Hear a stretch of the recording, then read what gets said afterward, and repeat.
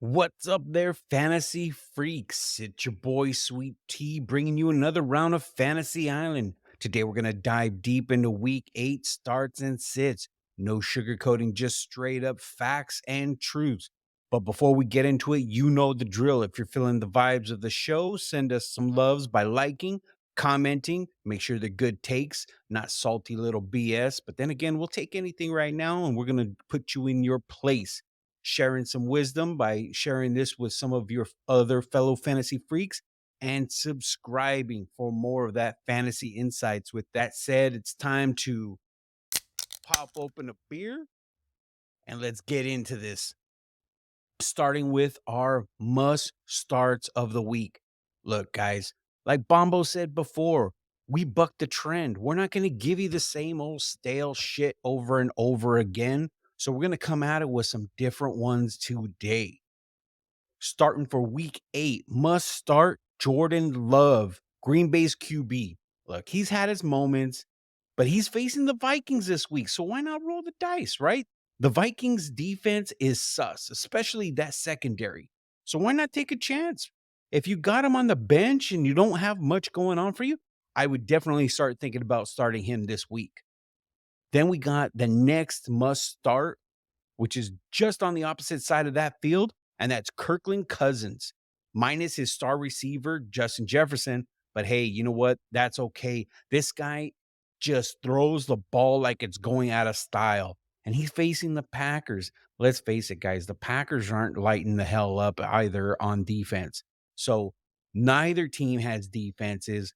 Both of these guys are going to have to throw the shit out of the ball. Why not play them if you have it? Next, we're going to go ahead and roll over to Gus Edwards, fresh off of a comeback. It's like a classic rock band making a return tour. He's going to be facing the Cardinals this week, and he's going to be playing up to that crowd. He's the underdog. Look, last week he blew up. I mean, he had some points. That may have been his best game of the season. I don't know, but quite honestly, I think they're just going to start getting rolling from here on out. Lamar's looking good. Gus Edwards is looking good. This is going to be a really good matchup for him. So for me, I'm going to take him all day long.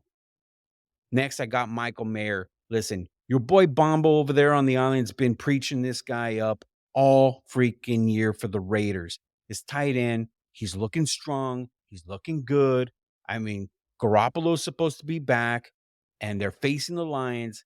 I really think that he can actually break out this week and do something good for you, which leads me into my other tight end, Cole Kmet.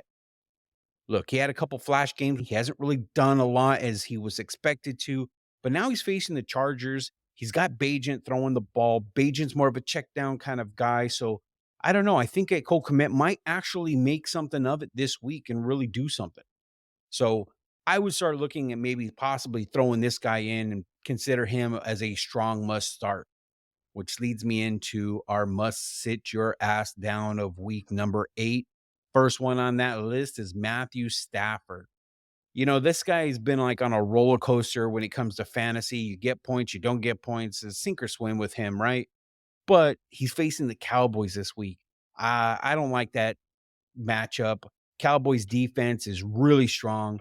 So if you have this guy as your number one, I would look at putting in your number two or going out there trying to make a trade or picking somebody up because this week, Stafford, I just don't see it, guys. Next up, we got Brian Robinson of the Commanders. I just think that this is going to be a tough matchup against the Eagles this week. I don't see him being able to get much on them. That front four is looking strong. Brian Robinson has not been looking very strong at all this season. So if you're thinking about putting him in as either a flex and RB2, yeah, I'd stay away from that. There's got to be other options out there. Next up, I have Tyler Lockett. Tyler Lockett has not done anything this year at all fantasy wise. So if you're actually considering playing him, you got to have your head checked because this guy, he is just not getting you points. So whatever you do, by all means, try to trade him, try to package him into some kind of trade, put him on the bench, drop him. It doesn't matter. This guy, you want no part of it. He has just had a very, very poor fantasy season. And lastly, Marquise Brown. He's been underperforming as of late, so they're facing the Ravens. You know, everybody calls him Hollywood Brown. Well, I'm going to call him by his name, Marquise, because he is not earning that Hollywood moniker. So I would throw him to the curb right now. I would break up with him. I wouldn't do anything with that guy. I would just stay very clear. He's toxic at the moment.